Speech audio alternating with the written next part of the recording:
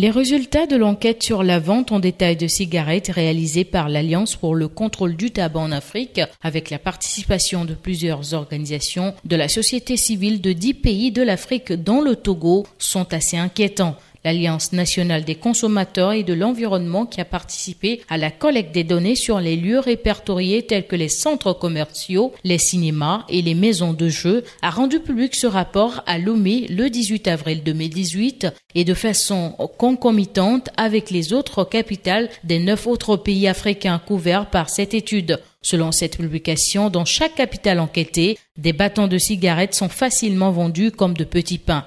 La vente en détail est prohibée au Togo.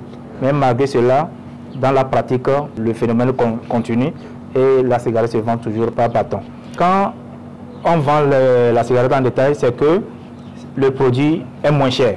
Le rapport précise également que lorsque les cigarettes sont vendues en détail, elles deviennent relativement moins chères et offrent une opportunité pour les jeunes d'expérimenter ce produit et de devenir avec le temps des utilisateurs réguliers du tabac. La Convention cadre exige que les gouvernements mettent en pratique des lois appropriées pour interdire la vente en détail des cigarettes. Ça, c'est l'article 16 de la Convention qui le dit.